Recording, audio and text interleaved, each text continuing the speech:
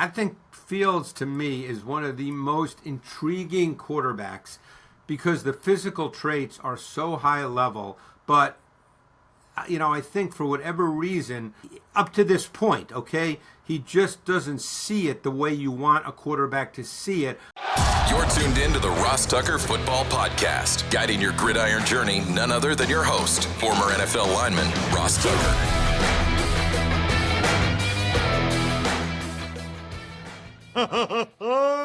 Yeah, it is. But it's not just any Ross Tucker Football Podcast. It is a Wisdom Wednesday, presented, of course, by DraftKings. The crown is yours. And how about the civilian goat in the house? Because we have a special guest tomorrow, Stu Gatz from the Lebitard Show with Stu Gatz will be on tomorrow's show. So we got the GOAT, Greg Cosell, today, and we are rolling along here on our divisional preview series. Very, very exciting. Greg, of course, is presented by Smirnoff, the world's #1 vodka. Please drink responsibly. Speaking of responsibly, I'm so fired up with all the other shows we've had this week, whether it's the best ball rankings with John Daigle. How about betting NFL Week 1 and Week 2 bets with Steve Fezzik on the Even Money podcast? That was incredible. And there's been a lot of news actually the last couple of days. Let's dive right into it with Greg Cosell. It's Big Show time. The Big Show. All right, Greg, we got a ton of awesome feedback from last week's NFC East preview. Hopefully people will continue to consume that all the way through until Week 1. So you got a couple months on that one. Love the YouTube folks that when they do type in NFC East preview or AFC East preview, the great Greg Cosell comes up. YouTube.com/Ross Tucker NFL. Make sure you're subscribing. People love, even if you just want to listen to the show on YouTube, then you can look down at your phone every once in a while when Greg makes a great point and I'm all fascinated or whatever. YouTube.com/Ross Tucker NFL. Okay, Greg, AFC East this week. And let's start with the Buffalo Bills. Again, we're just doing alphabetical order. They are favored in every single game for this season, for whatever that's worth. They are the favorite right now in every game. Offensively, the major additions they made were really at receiver, if you consider them major. Joshua Palmer, Elijah Moore, Laviska Shenault. Other than that, it's really the same cast of characters on that side of the ball, Greg. Yeah, and I would expect them just conceptually to play the same way.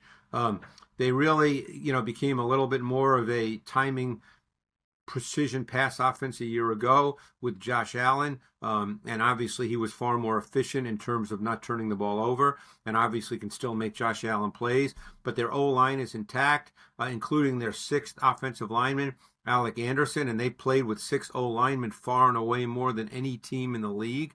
And by the way, you can do that when you have a mobile quarterback because let's say, obviously you have fewer eligibles, and let's say you drop back to pass and the defense takes it away. When you have Josh Allen, he can still make that into a play because of his running ability, his scrambling ability. So you can do more of 6-0 line when you've got a quarterback that has scrambling and running ability. So I wouldn't expect a major difference on offense. I've always liked Josh Palmer, by the way. I'm really curious to see how he does in this offense. I think the big question with them, Ross, is defensively, because that's where I thought they were lacking a year ago. Well, and it seems like, they felt that way too, right? When you signed Joey Bosa, you signed Michael Hoyt, who was on the show a couple weeks ago from the Rams. You sign Ogunjobi. You draft TJ Sanders in the 2nd round. You draft Landon Jackson in the 3rd round. You draft Deion Walker in the 4th round. I mean, that is 6 D linemen, Greg, that are going to be on the football team that they added. 6. You do not see that very often. Clearly, they feel like that's where they're lacking. That's where they're not good enough. Well, and I guess Hoyt has to miss the first 4 or 6 games. Is that correct? 6. So does Ogunjobi. They both are PED suspensions. Yeah, because when they signed Hoyt, and I loved watching Hoyt with the Rams, but I said to myself, what is he actually going to be for the Bills? Because he was kind of a wild card, movable chess piece for the Rams and was really good at it. But anyway, he can't play for 6 games. But you're right. You look at what they did. I mean, 4 new players: Bosa, Sanders, Jackson, Walker. I loved Landon Jackson and Dion Walker from Kentucky. Maybe one of the most intriguing draft choices in this draft because when he's at his best, given his size and his movement, he looks like a top 10 player. But we'll see. The other thing, they needed to be able to play man coverage on the outside, and they didn't do that, really, really well. So they drafted Maxwell Hairston in the first round, and a very intriguing player. And because I really liked his tape, and I'm surprised he didn't get picked till the 6th round. Dorian Strong from Virginia Tech is a really good long press man corner. Now, a 6th round pick, that doesn't even mean he makes the team, but I think they realize that they have to defend better on the back end, and they've got to be able to play some more man coverage. Well, clearly, right? I mean, and get faster with Harrison with his speed. They had a slow back end. They had a very slow back end. You take a corner in the first round, and then you have all those D linemen. They just couldn't close out games. It's like they never can close it out against the Chiefs. And I think they're hoping if they have 2 and 3 waves of D linemen that they'll be fresh and somebody will make a play late to give them a chance to do that. I'll be curious to see what year 2's like for Cole Bishop at safety. Yeah, who they drafted in the 2nd round, who I liked coming out. I think in an ideal world, they'd like him to start at safety because the reality is Rapp and Hamlin. Hamlin's not truly a starting safety. And again, neither guy can run really well. So, I think they needed to get faster. They did at corner. We'll see what happens at the safety position. All right, so the next team up, Greg, they're kind of under the radar. It feels like there's, some tension there because they're kind of going the wrong direction. And that's the Miami Dolphins. Mike McDaniel and the Miami Dolphins. So much talk a couple years ago about McDaniel as an offensive whiz and genius, and that's dissipated a little bit. I think they know this, Greg, and they're trying. I don't know if they're trying hard enough to get better on the offensive line. It just has not been good enough for them. And so they take Sabanea high in the 2nd round. They bring in Larry Borum. They obviously signed James Daniels. So they've added some pieces. They also had Armstead retire. Right, so they're going to go with Patrick Paul, who was a 2nd-round pick. I got a chance to meet him last year. I think it was probably at the O-Line Masterminds. I met him somewhere. He was probably there. He's a big man. So they hope that he'll be the left tackle and can do the job. But you're right, Sabanea. Sabanea is, he played tackle in college. He'll play guard in this league, and he's a powerful, powerful man. So that's really the strength of his game. But you're right. They're really kind of an interesting offense because they have to play a certain way because of Tua, because of what his traits are as a quarterback. And then they've got all this speed at the running back position with A-Chain, and now Jalen Wright will be in the mix, and he can really run. He's the Tennessee kid. But I feel like their offense is so highly schemed, and that there are some games where if the scheming doesn't work, I don't feel like they can just, let's say, line up, Ross, and this as an O-lineman. There are some games where you just need to line up and run your attitude plays. Wouldn't you agree? Where you just need to line up and say, here we are, we're going to be physical, and this is what we do, and you know what? Let's see if you can stop us. I mean, I think there is times you got to do that in the NFL. I would agree. That's not them at all. No, it's not. That's not their mindset. I don't know, maybe just 1 or 2 games last year. I guess what jumps out to me, Greg, and I don't know, maybe this sounds stupid, but it's so precision-based and timing-based that they really don't have a lot of room for error. In other words, if you think about these other teams, if things don't go well initially, they have other opportunities to make plays or whatever. That's not really the Dolphins. It feels like if Tua does not hit, if the guy is not open when he's supposed to be in timing and rhythm, and Tua has to hold it, bad things happen. The longer he has the ball in his hands, the worse it is. Yeah, and you know how it is. I mean, teams, if they're struggling a bit and they need some stability and continuity in their offense in a given game, coaches don't think in terms of, hey, let's toss it around the yard. They think in terms of, let's go to our base run plays that we feel really comfortable with, the attitude plays, and let's line up and let's just get back on track. Sometimes I feel like they don't have that element in their offense. No, I mean, obviously they want to be an outside zone team, and they do have the speed there, and they've had some success a couple years ago, certainly with HN. But what about them on the defensive side of the ball? You talked last week about the Giants, about how, Javon Holland and, what he's going to bring them. He's no longer in Miami, and as of when we're recording this, they still have not traded Jalen Ramsey. So, but he's going to be gone. So now you look at their secondary. I mean, can't you argue, Greg, that Holland and Ramsey were their two best guys in the secondary, and they're both going to be gone? Yeah, so now they have major questions on the back end, major questions.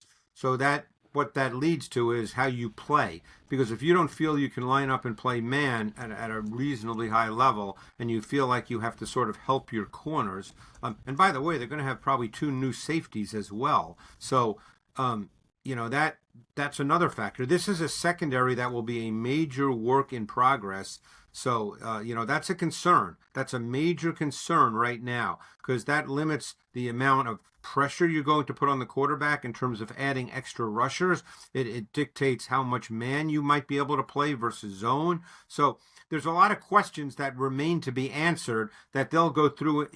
They're trying to figure that out through the OTAs and the mini camps, and then they'll have a training camp to figure that out. But as you know, Ross, you never figure that out until you're playing the games. Right. And by the way, their pass rushers are all coming off injuries. Again, correct. Jalen Phillips and Bradley Chubb. So I don't know. That they have a chance. I'm just going to be honest. They have a chance to be really bad on defense. Yeah, they don't have what you need in today's NFL, quite frankly, when you look at their roster right now. And unless they get great play from players that we don't look at right now and think they're great players, sometimes that happens. Sometimes guys develop and they play really well. You never know. But right now, looking at it, I agree with you. All right, let's talk Patriots, Greg. A lot of new there. Yeah. Stephon Diggs, Mac Hollins, Garrett Bradbury, Morgan Moses, and the new OC, Josh McDaniels. What do you think he's going to do with Drake May? Well, it's interesting because Josh Daniels, I think, is really, really good as what I would probably describe more as a horizontal passing game than a vertical passing game. I mean, obviously, he can do the vertical as well, but I'm really curious to see the mix between Josh and Drake May, who's obviously a big-armed kid, really gifted, can run as well. I thought May, given the fact that their O-line was not very good at all a year ago, actually had a very good season in his rookie year.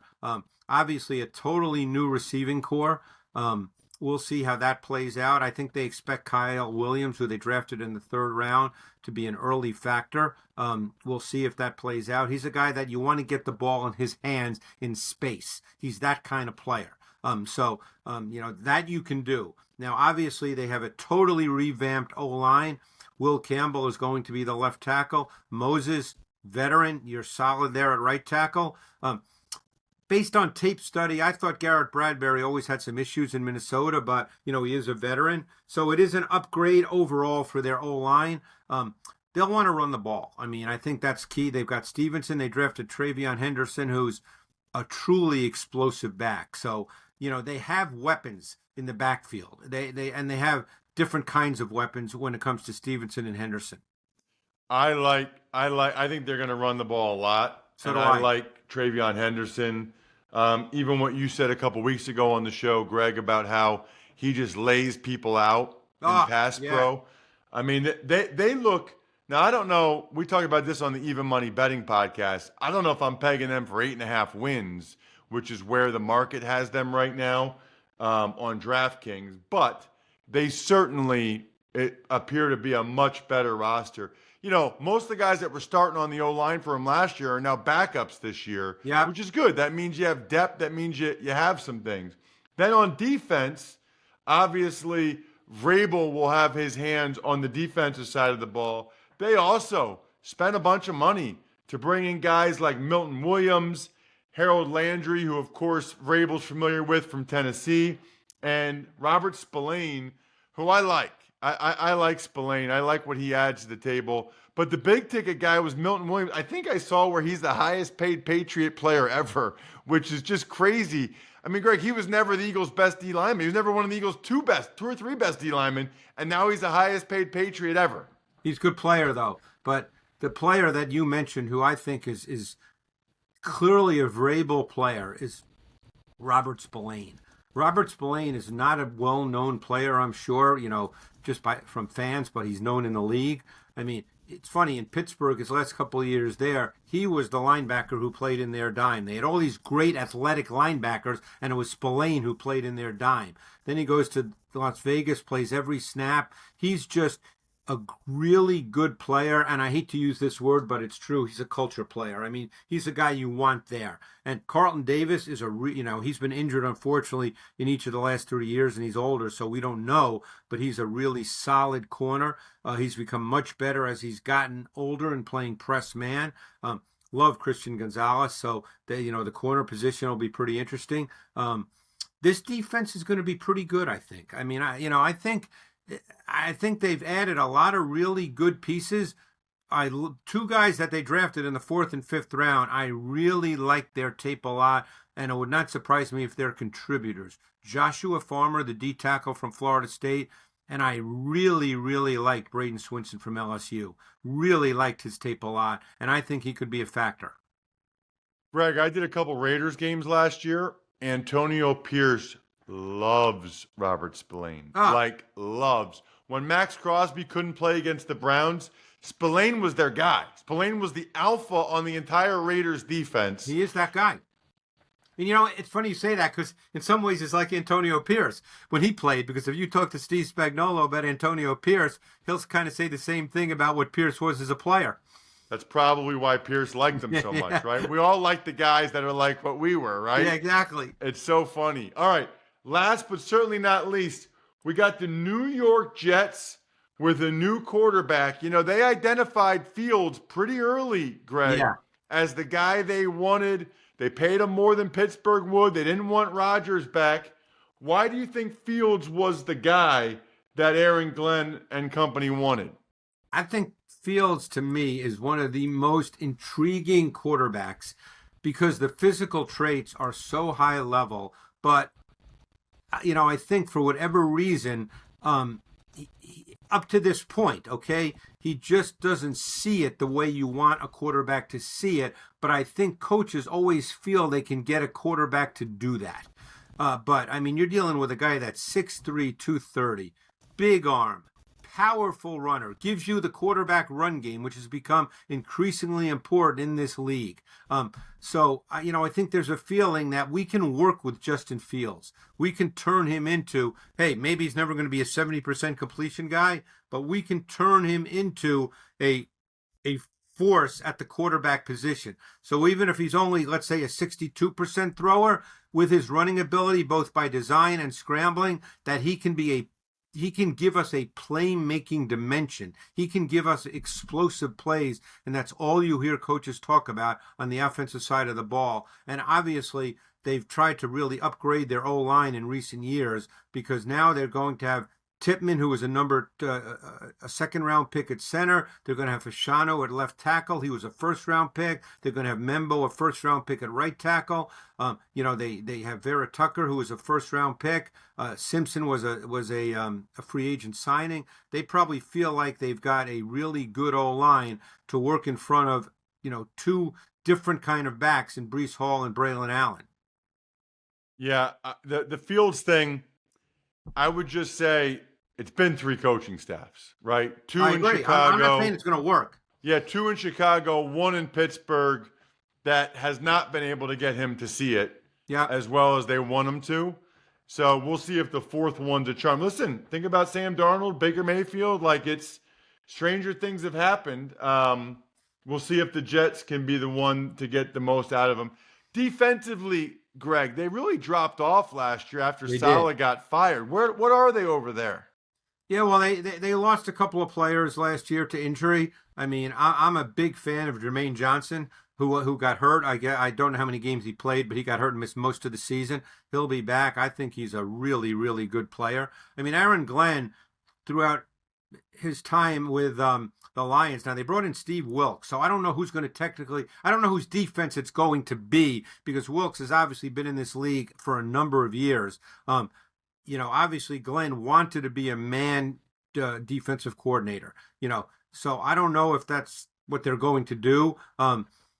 Sauce Gardner throughout his career with the Jets has essentially played left corner. He's not been a matchup corner, contrary to what people might think.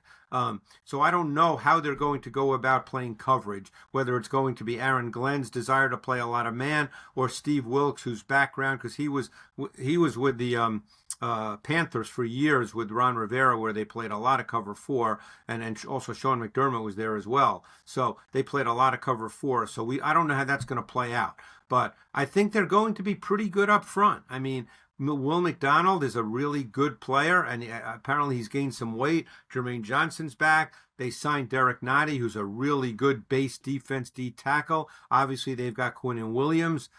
This is a pretty good front group. It's really the back end that they have to figure out and decide how they want to play. Yeah, I like their linebackers, Quincy Williams and Sherwood too. I think those guys, Yeah, Sherwood was a safety. are running hit guys. I think maybe they think Quincy can play even better than he has. But yeah, and he's very explosive kid. And Sherwood was a safety in college at Auburn, made the transition to linebacker, and every time he played, which was a lot last year because Mosley was out, he showed up on film. Check him out on social media at Greg Cosell. He's the man. We can figure out next week which division maybe we head to the North, NFC North, as we keep it rolling here on these divisional previews. 2 down, 6 to go. Remember, if you ever miss any of these or you miss our positional series for the draft picks and their fit, these shows are all archived. As long as you're subscribing, you can get them, or youtube.com/Ross Tucker NFL. Thank you, Greg. Thanks, Ross. All right, let's dive into the news. But first, all right, want to know what I'm into these days? Smirnoff and like hydration drinks, like that mix. Like Smirnoff with like a Gatorade Zero, or Smirnoff with any type of recovery drink. It's perfect because I'm getting what I want from the Smirnoff and I'm getting hydrated at the same time, which is amazing. Smirnoff is the world's #1 vodka. It is an official vodka partner of the NFL. And by the way, official vodka partner of this show, maybe more importantly. Grab a bottle of Smirnoff at your local retailer. Head over to Smirnoff.com to find recipes of delicious cocktails perfect for game day. Please drink responsibly. Smirnoff number 21 vodka, distilled from grain, 40% alcohol by volume. The Smirnoff Company, New York, New York. Please do not share with anyone under legal drinking age. Tuck's Takes. All right, Ross, the biggest news, former Browns running back Nick Chubb, he has a new home, signing with the Houston Texans. I love Nick Chubb. I met him when he was 17 years old at the U.S. Army Bowl. It's a bummer, the injury history he's had. Looking at what Dr. Chow and Sports Injury Central had to say about him, they do not have very high expectations for him moving forward. To be kind, and I guess because of that, I'm appreciative that the Texans are even giving him this chance, because I think he's still underrated, underappreciated with what he did in Cleveland throughout his career there. Couple cuts, the Packers, they released their cornerback Jair Alexander, and the Bengals cut linebacker Jermaine Pratt. And I guess both of these teams were working on trying to trade these guys for a long time, because there's not really another explanation to wait until June 8th, June 9th to cut these guys. So they were trying to trade them, see if they could get anything in return, see if they could do a restructured contract. But now that it's mandatory minicamp, the guys would be out there participating. They didn't want to take the chance that these guys would get hurt and that they'd be on the hook for the money, so they cut them before they take the field. Several absentees throughout mandatory mini camps across the league. That includes TJ Watt in Pittsburgh, Trey Hendrickson in Cincinnati, Terry McLaurin in Washington, and both Jonnu Smith and Jalen Ramsey with the Dolphins, Miami. And I guess what jumps out to me is probably Trey Hendrickson with the Cincinnati Bengals, because you combine that with Jermaine Pratt, who asked for a trade in February, and Shamar Stewart, who was very outspoken for a rookie. I'm a little surprised Shamar Stewart spoke as openly as he did. Ultimately, with the Bengals, it just feels like they always have issues like this, right? There's always some type of contractual issue. The Shamar Stewart thing seems incredibly silly. I have no idea why they would be trying to force that issue. You know, the Hendrickson thing, maybe you can say he signed an extension, whatever. It just, more often than not, if you watch contract situations, if you're an NFL owner ever, don't handle it the way the Bengals do. Time to finish this episode strong right after this. Gosh, I love Labatt Blue Light. I hope you guys do as well. It's by far the best tasting light beer. Tell me one that's better. And right now, if you go to rewards.labattusa.com, they're literally giving you merchandise just for doing what you should be doing anyway, which is buying and drinking Labatt Blue Light. This is a win, win, win. Punters Logan Cook in Jacksonville and Michael Dixon in Seattle, they both get contract extensions. The Bills, they sign longtime Panthers linebacker Shaq Thompson, and Vikings extend Josh Oliver, their tight end.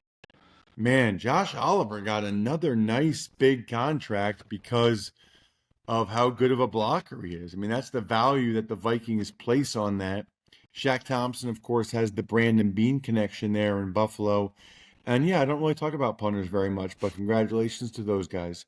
Other than that, I think we're done here.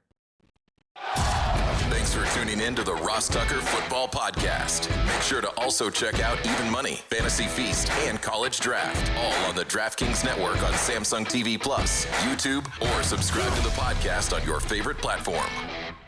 Shout out myfrontpagestory.com. By far the best Father's Day gift you could ever even imagine. Myfrontpagestory.com. Big fan also of backofficescheduler.com, humanheadnyc.com, Sporticulture, and Pizza Boy Brewing.